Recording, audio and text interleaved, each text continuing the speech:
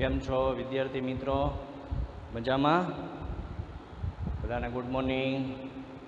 ચાલો આપણે ધોરણ 9 ની અંદર પાઠ બીજો આપણી આસપાસના દ્રવ્યો શુદ્ધ છે એની અંદર છેલ્લા લેક્ચરની અંદર આપણે પૃથ્થકરણ ગરણી વડે એકબીજામાં મિશ્ર ન થઈ શકતા પ્રવાહી છે એનું અલગીકરણ આપણે કર્યું હતું, બરાબર છે? એનો આપણે અનુપ્રયોગ છે એ જોઈ લઈએ. જુઓ જી, એમાં એવું કીધું છે કે તેલ અને પાણીના મિશ્રણને અલગ કરવા માટે આ પૃથ્થકરણ ગરણી છે એનો ઉપયોગ આપણે કરી શકીએ. તો આપણે કાલ ઉદાહરણ આપ્યું જ હતું, પણ બીજો પોઈન્ટ જે આપ્યો છે તમારી ટેક્સ્ટ બુકમાં એ બહુ કામનો છે કે લોખંડની કાચી ધાતુ જે જમીનમાંથી લોખંડની ખનિજ નીકળે છે એને કાચી ધાતુ કહેવાય છે. એમાંથી લોખંડનું નિષ્કર્ષણ કરવા માટે આ પદ્ધતિમાં હલકું સ્લેગ એટલે કે અશુદ્ધિ જે હોય ને એ પ્રવાહી સ્વરૂપે હોય. જ્યારે એ વાત ભઠ્ઠીની અંદર આ બધી પ્રક્રિયા થાય છે એમાં નીચે લોખંડ હોય અને ઉપર એનું અદ્રાવ્ય અશુદ્ધિ હોય. એ બે સ્તર જુદા જુદા હોય અને ભઠ્ઠીમાંથી લોખંડ અને એ સ્લેગ જે પ્રવાહી સ્વરૂપનો છે એ બેયને નીકળવાનો માર્ગ છે એ જુદો જુદો હોય છે. તો એમાં લખ્યું છે એ પ્રમાણે આ પદ્ધતિમાં હલકું સ્લેગ ઉપરના ભાગેથી દૂર કરવામાં આવે છે અને પીગળેલ લોખંડ છે એ ભઠ્ઠીના તળિયે રહી જાય છે, બરાબર ને? તો આ પદ્ધતિ છે એ એકબીજામાં મિશ્રણ ન થઈ શકે તેવા પ્રવાહી માટે અને ઘનતા છે એ જુદી જુદી હોય તો એવા પદાર્થોને આ પદ્ધતિ વડે આપણે અલગ કરી શકીએ છીએ. હવે આજે આપણે જે જોવાનું છે એ કે આપણે મીઠું અને એમોનિયમ ક્લોરાઇડ, સૂત્ર તમને યાદ હશે NH4Cl. આમ તો એને ગુજરાતીમાં આપણે નવસાર પણ કહીએ છીએ, બરાબર ને? તો આપણે મીઠું અને એમોનિયમ ક્લોરાઇડના મિશ્રણને કેવી રીતે અલગ કરી શકીએ? તો પાઠ 1 ની અંદર આપણે ભણી ગયા છીએ કે ઘન પદાર્થનું સીધું વાયુમાં રૂપાંતર થાય, પ્રવાહીમાં ન થાય.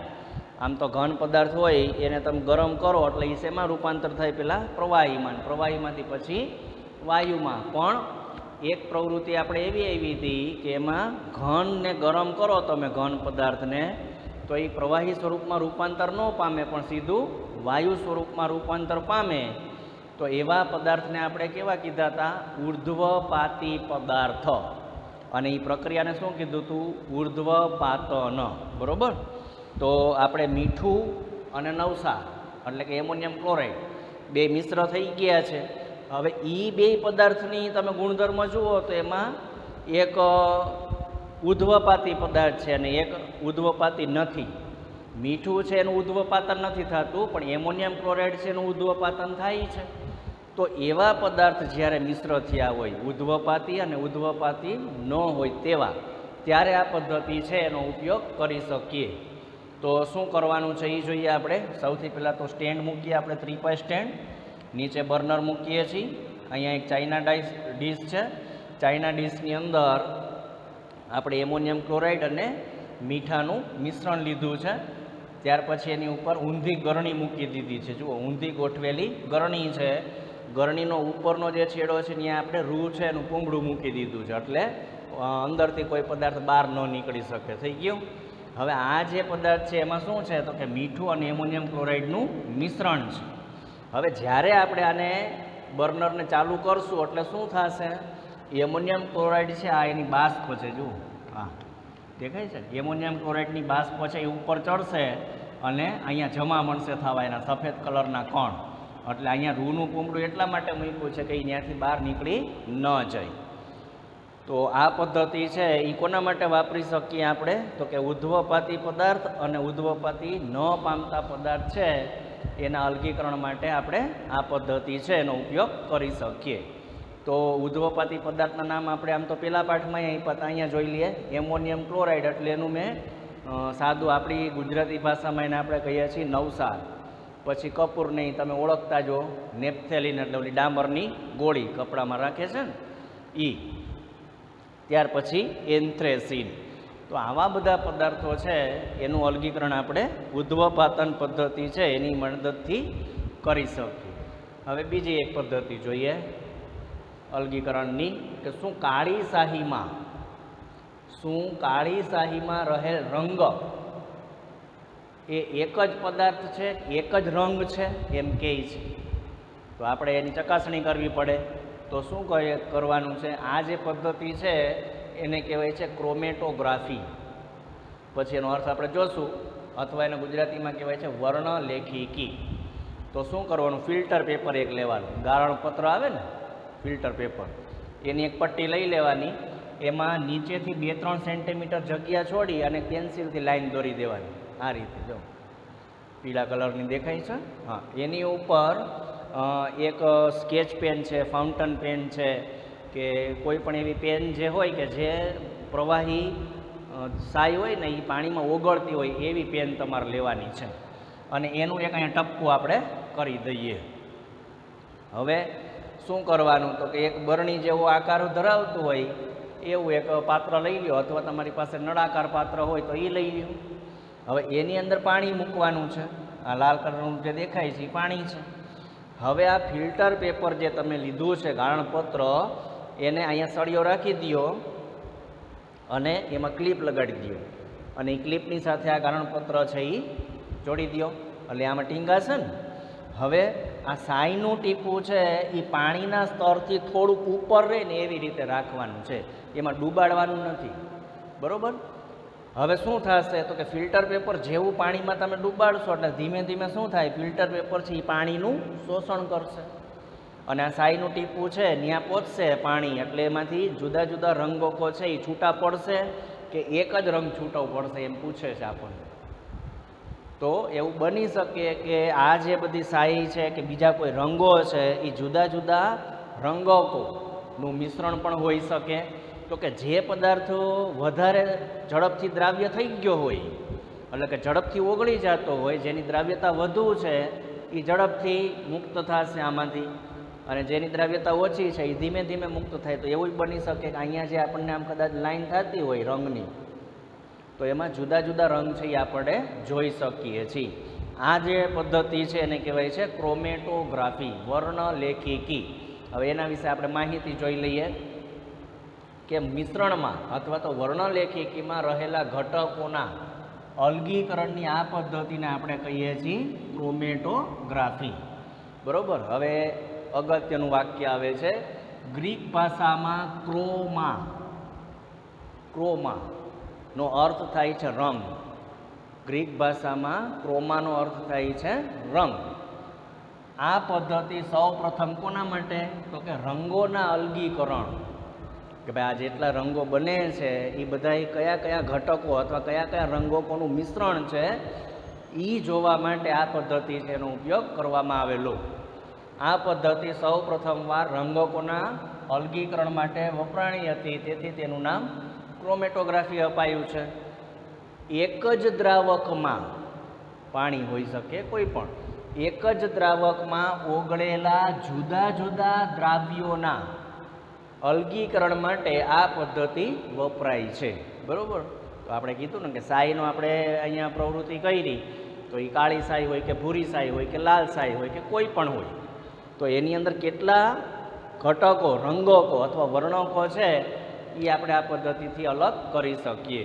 હવે એના માટે એક અનુપ્રયોગ આપ્યો છે આપણને કે રંગક, એટલે એને ડાયી કહેવાય છે. રંગકમાં રહેલા રંગોને અલગ કરવા માટે. ત્યાર પછી કુદરતી રંગોમાંથી, જો આ પર્ણ હોય વનસ્પતિનું, એનો રંગ એ કુદરતી છે. પછી જુદા જુદા પુષ્પની પાંદડીઓ છે એમાંથી રંગ બનાવવામાં આવે છે. બરાબર ને? અમુક છાલમાંથી રંગ બનાવવામાં આવે છે, તો એ કુદરતી રંગો કહેવાય. તો કુદરતી રંગોમાંથી પણ વર્ણકો, એટલે એ રંગક જ ત્યાં, એને અલગ કરવા માટે આનો ઉપયોગ થાય છે. ત્યાર પછી રુધિરમાંથી નશાકારક દ્રવ્યો, રુધિરમાંથી નશાકારક દ્રવ્યોને અલગ કરવા માટે પણ આ પદ્ધતિ ઉપયોગી છે. તો આપણે પદ્ધતિ કઈ જોઈ? ઉદ્ધવપાતી પદાર્થને અલગ કરવાની, પછી ક્રોમેટોગ્રાફી અને એના ઉપયોગો ક્યાં ક્યાં થાય છે એ આપણે જોયું. બરાબર છે?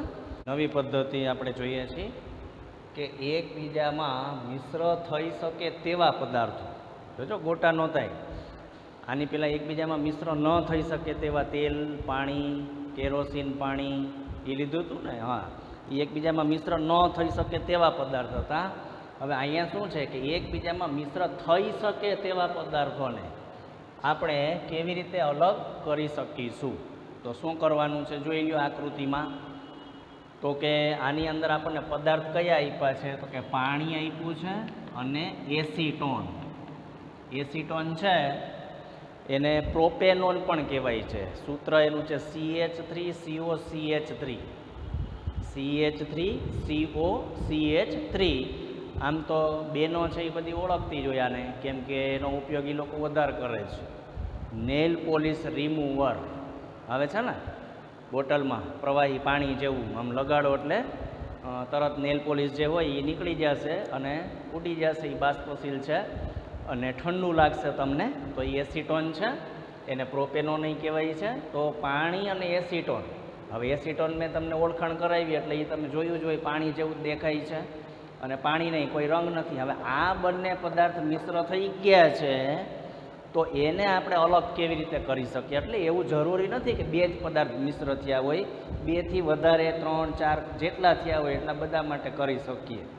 પણ પાણી વત્તા એસીટોન અહીંયા આપ્યું છે. તો આપણને આકૃતિમાં દર્શાવ્યા પ્રમાણે સાધનો ગોઠવી દો. કોની અહીંયા નિસ્યંદન ફ્લાસ્ક છે, બરાબર, આ સ્ટેન્ડની અંદર એને ગોઠવું છે. ઉપર થર્મોમીટર ખાસ મૂકવું પડશે. બે પદાર્થો છે. અહીંયા જળ સંઘનિત્ર યંત્ર છે, કન્ડેન્સર કહેવાય છે આને, બરાબર. હવે આ ચંબુની અંદર એસીટોન અને પાણીનું મિશ્રણ છે. નીચે બર્નર ચાલુ કર્યું આપણે, બરાબર, વ્યવસ્થિત ગોઠવી દેવાનું છે. અહીંયા એક બીકર રાખી દો કે પાત્ર રાખી દો. આ જે સંઘનિત જળ સંઘનિત્ર છે જેને કન્ડેન્સર કહીએ છીએ, એમાં અહીંયાથી ઠંડુ પાણી અંદર દાખલ થાય, અહીંયાથી ઠંડુ પાણી છે એ બહાર નીકળી જશે, બરાબર. અહીંથી અંદર દાખલ થાય, તમને એવું લાગતું હોય તો એરો હું આમ કરી દઉં, બરાબર. ચાલો, અહીંથી પાણી છે એ બહાર નીકળી જાય.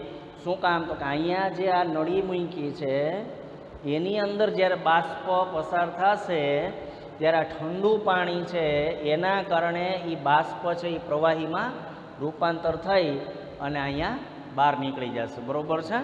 તો હવે પાણી અને એસીટોનનું મિશ્રણ છે એને તમે ગરમ કરો. થર્મોમીટર ઉપર ખાસ ધ્યાન રાખવું પડશે, કેમ કે આમાં કેવું હોય કે જે પદાર્થ તમારું મિશ્રણ થઈ ગયું છે એની અંદર ઉત્કલન બિંદુ જુદા જુદા હશે. કેટલો તફાવત હોય ઉત્કલન બિંદુનો તો આ પદ્ધતિ આપણે વાપરી શકીએ, નિસ્યંદન પદ્ધતિ.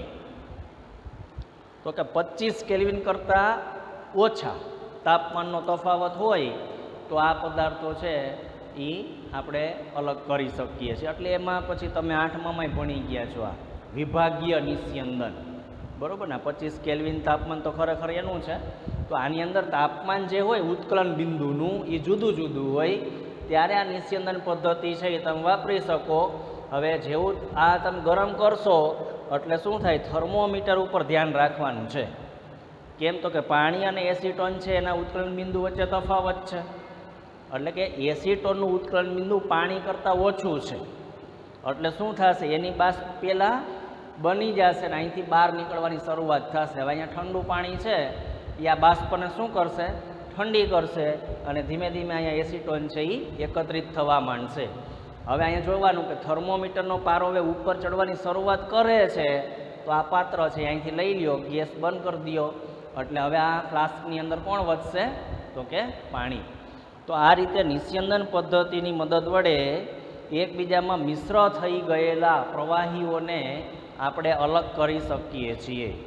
તો એનું ઉત્કલન બિંદુ છે એ આપણે જોવું પડે, બરાબર. તો તમે જુઓ જે ટેક્સ્ટબુકમાં તમારી આપ્યું હશે, આ પદ્ધતિને આપણે શું નામ આપ્યું? તો કે નિસ્યંદન, બરાબર. વિઘટન પામ્યા સિવાય ઉકળતા અને મિશ્ર થઈ શકે તેવા બે પ્રવાહી કે જેમના ઉત્કલન બિંદુ વચ્ચે પૂરતો તફાવત હોય તેમના અલગીકરણ માટે આ પદ્ધતિ છે એ વાપરી શકીએ છીએ.